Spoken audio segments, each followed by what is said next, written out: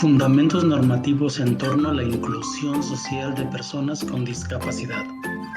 ¿Por qué generar oportunidades a las personas con alguna discapacidad para que puedan participar plenamente en la sociedad? Veamos la normatividad que dice al respecto. Como se verá más adelante, cuando se hable del enfoque social de la discapacidad, a lo largo de la historia de la humanidad ha habido diferentes formas de interpretar e intervenir con personas que tienen una discapacidad, sea sensorial, cognitiva, mental, física, etc.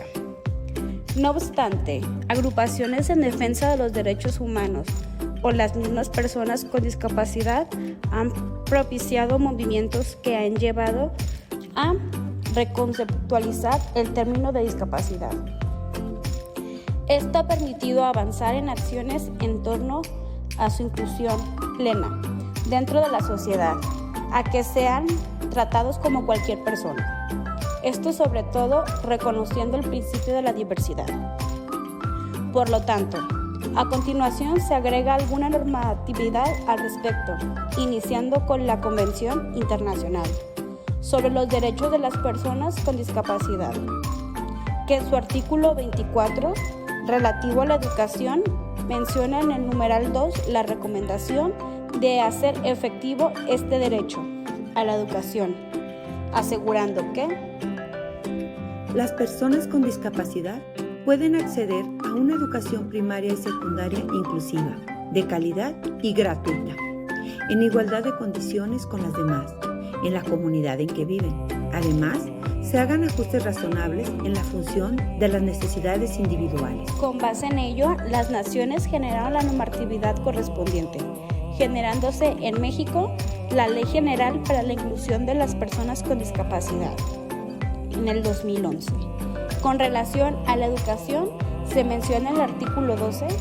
La Secretaría de Educación Pública promoverá el derecho a la educación de las personas con discapacidad, prohibiendo cualquier discriminación en planteles, centros educativos, guardería o del personal docente o administrativo del Sistema Educativo Nacional.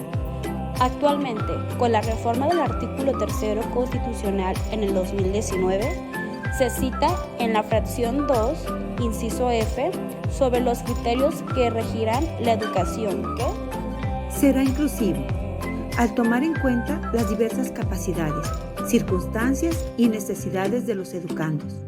Con base en el principio de accesibilidad, se realizarán ajustes razonables y se implementarán medidas específicas con el objetivo de eliminar las barreras para el aprendizaje y la participación.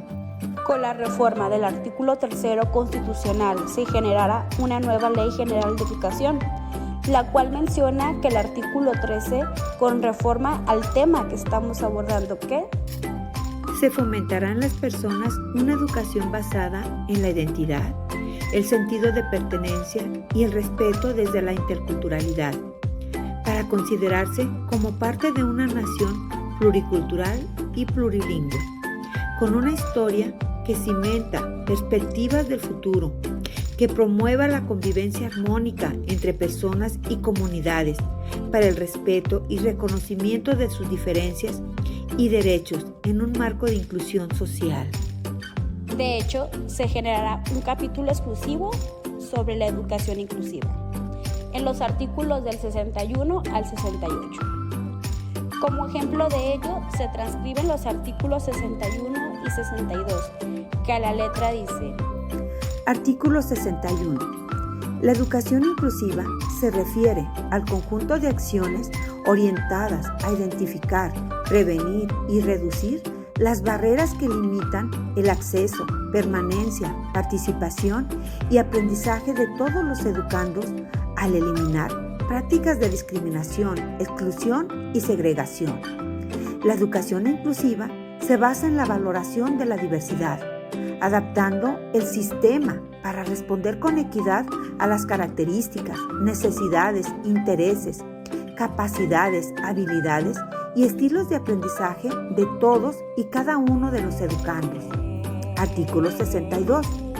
El Estado asegurará la educación inclusiva de todos los tipos y niveles, con el fin de favorecer el aprendizaje de todos los estudiantes, con énfasis en los que están excluidos, marginados o en riesgo de estarlo.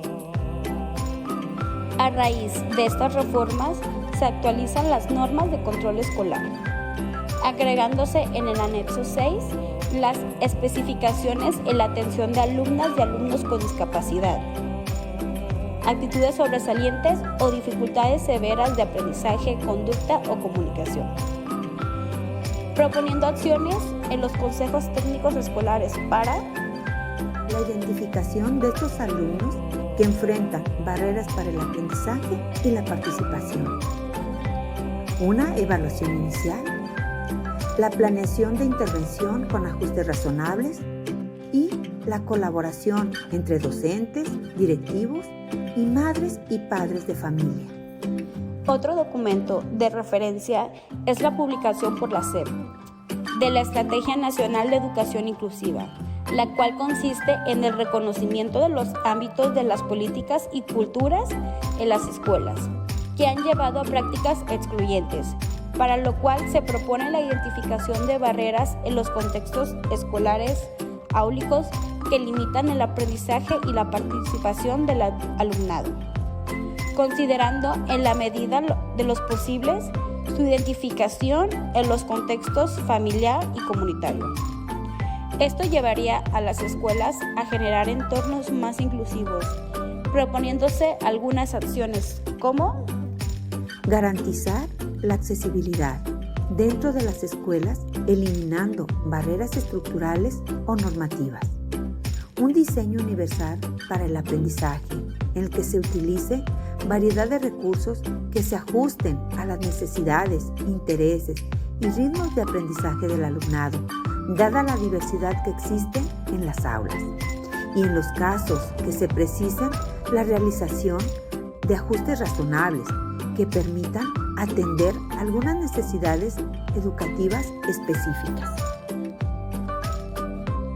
Para cerrar este apartado, cabe mencionar que en el marco curricular 2022, el primero de los ejes es precisamente el de inclusión, donde se destaca la diferencia como una oportunidad de aprendizaje, erradicar las relaciones asimétricas que genera exclusión y desigualdad, valore a cada individuo por el solo hecho de ser persona.